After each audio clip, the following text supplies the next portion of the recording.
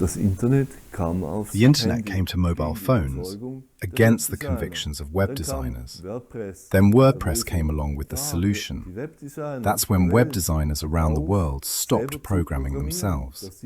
But these ready-made websites from WordPress and Co.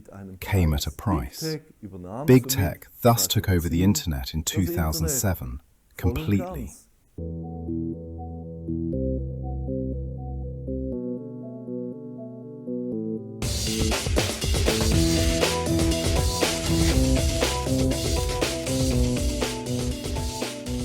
Als BigTech das Internet vollständig übernahm. The internet came to mobile phones against the convictions of web designers. Then WordPress came along with the solution. That's when web designers around the world stopped programming themselves. But these ready-made websites from WordPress and Co. came at a price. BigTech thus took over the internet in 2007 completely. When BigTech completely took over the internet in 2007, the first iPhone hit the market. That was the moment when BigTech completely took over the internet. How did I come to this conclusion? We will see the logic behind this process in the next few minutes. The iPhone no longer had the large keyboard of its predecessor, the Blueberry, but instead had a large screen with letters on it. Touchscreen was the name of the innovation. This solved the problem of having to operate the cell phone without a mouse. On this mouse cinema, you could now also view websites, at least in theory, because you couldn't see anything. They were too small. The media applied pressure. They wanted to get the internet onto cell phones, and when Silicon Valley wants something, millions of articles follow in the media, and they got what they wanted, against the convictions of web designers. The internet came to cell phones.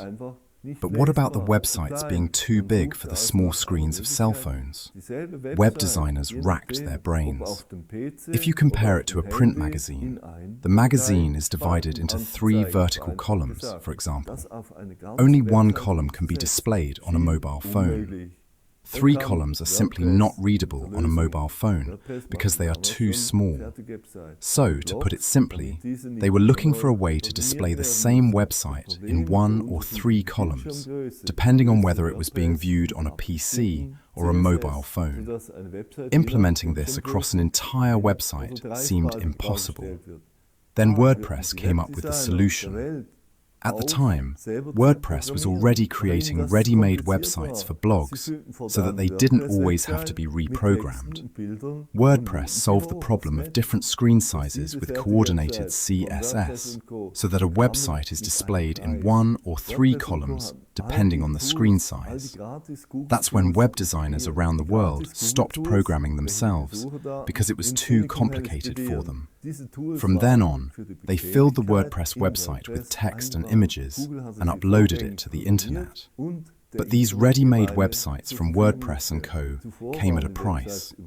WordPress and Company have integrated all the tools, all the free Google tools. The free Google tools that send visitor data to Silicon Valley.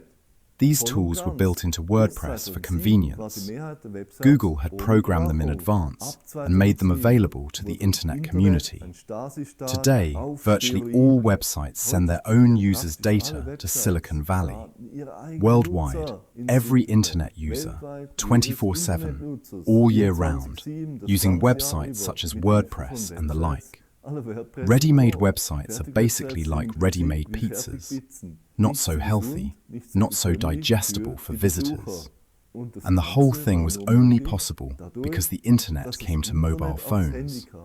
This permanent mass surveillance is never discussed.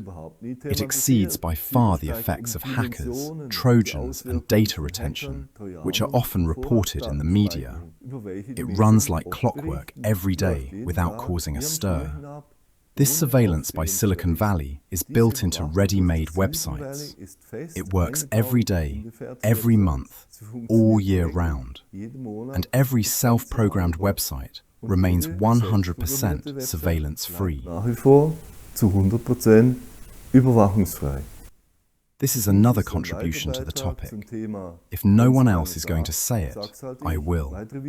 You can watch more videos at any time at blog.muinar.ch, free of surveillance and commercial breaks. You can also like, subscribe and comment on the video at blog.muinar.ch without feeding any algorithms.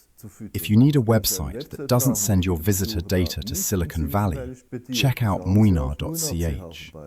If you found this video interesting, please share it, like it on blog.muinar.ch, or subscribe so you can be notified when the next video is released. That's all for today. Thank you very much for watching and see you next time.